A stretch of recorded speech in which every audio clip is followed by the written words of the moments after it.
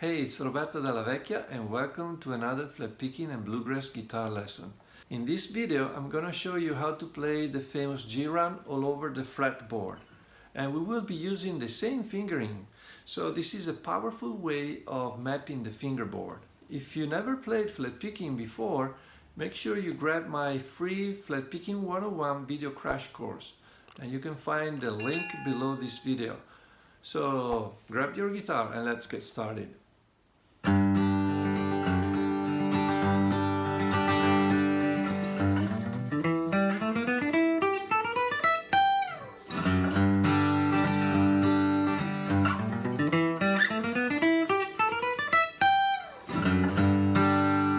Alright, this is the lick we want to learn today, and this is the famous G run. And we want to be able to play that same lick using fretted notes only, no open strings, and we want to be able to play the lick using 3 different octaves. So this is the first octave, this is the second one, and this is the third one. Now this fingering is very easy to memorize, so let me show it to you. Okay, I want to start with my index finger, and I start here because that's a G note. Okay, so last string, 3rd fret, G note. Okay, that's my first note, and then I shift position and I shift 2 frets up, same string.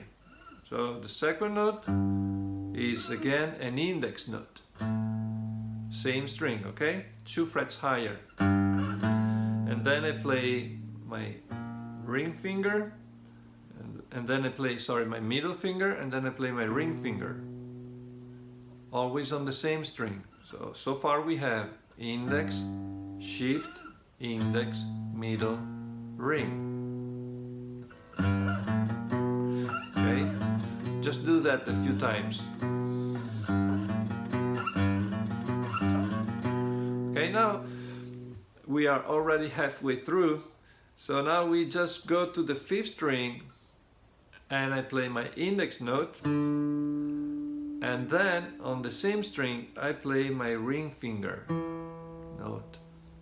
So on the 5th string I don't play the middle finger note. Recap: index, shift, index, middle, ring, 5th string, index, ring. Okay, so memorize this. You want to be able to do it without thinking, okay?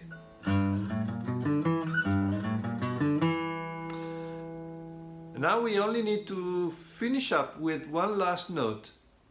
And in this case, the last note is an index note again on the 4th string, 5th fret. That note is also a G note. You see, so the lick goes from a low G to a higher G. I start with my index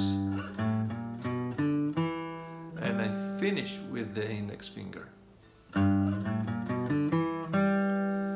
Now this fingering is very powerful because we're not using open strings and we can move it all over the fretboard. I'm gonna show you how to do it in a second. For example, let's say that I want to play the same lick over the A chord.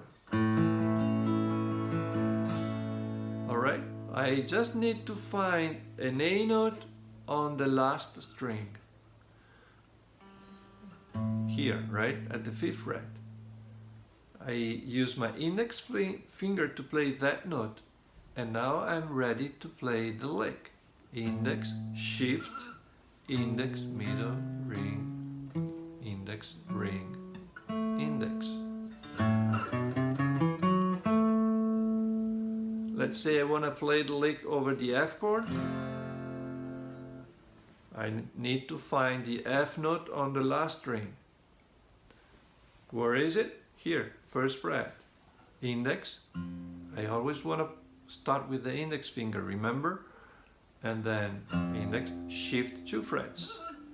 Index,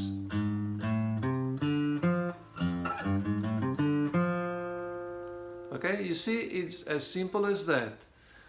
Do I need a C lick?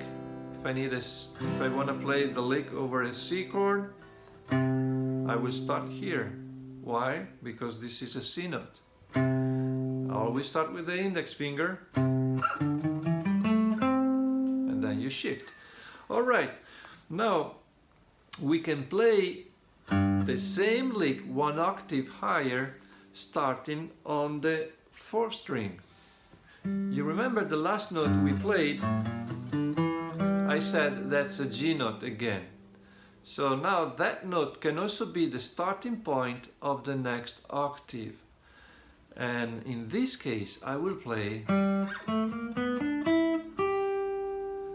and there is only one little difference between this fingering and the previous one, and it's the last note. I mean that I'm just playing exactly the same sequence of notes, sequence of fingers, index, then I shift, okay, and then I play index, middle finger, ring finger, then I drop down one string, index, ring finger, and then my very last note is no longer an index finger, but this time is a middle finger. So that's all I have to remember. I just need to use a different finger to play my last note when I start the lick on the 4th string. Okay, and this is a G lick, a G run, because this is a G note. Okay? So now we have two options. We have one option starting on the last string and one option starting on the 4th string. Okay? Now, of course, that's a G note again. And if I play that G note with my index finger, I'm ready to play the lick one more time, one octave higher, using the same fingering. You see, same fingering, index, you shift 2 frets, index, middle finger, ring finger, drop down one string, index, ring finger, and now we have a problem, right? We ran out of strings, so well, I just go up here to the 5th fret, this is fret number 15. So, and that's a G note again. So now I have three options. I can start on the last string, on the 4th string, and on the 2nd string.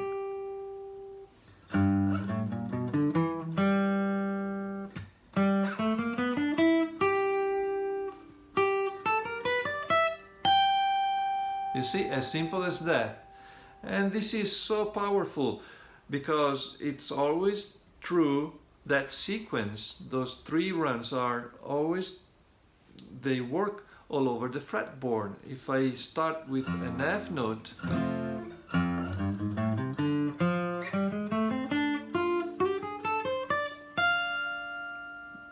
those are the 3 licks for the F chord. You see, this is super cool. And let's do another example. Let's say that I wanna do this over the, I don't know, over the A chord. Starting point will be here, index finger, A note, and I'm ready to go.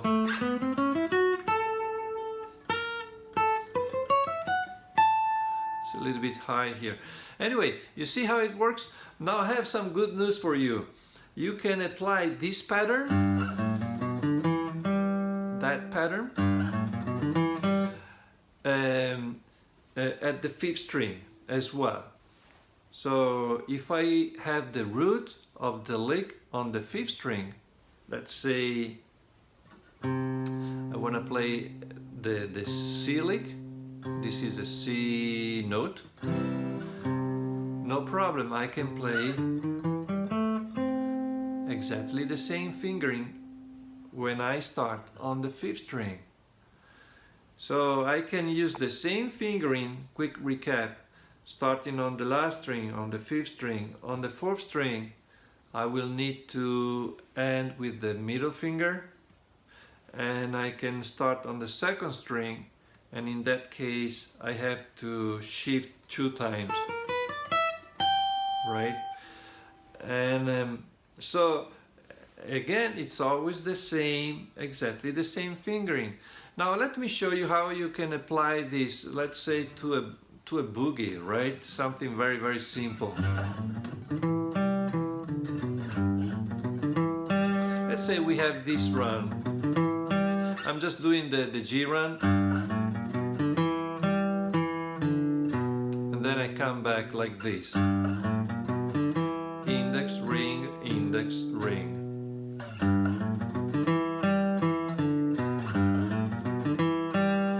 And then as the boogie goes, we go dun, dun, dun, dun, dun, then we go to the C chord and back to G. Then we go to D and back to G.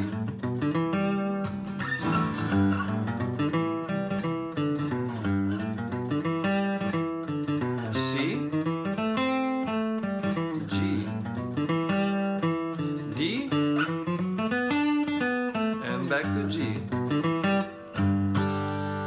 Alright, so you see you can play exactly the same lick, you just need to follow the chords, the chord progression. In this case it was G, C and D, only 3 chords, very, very simple.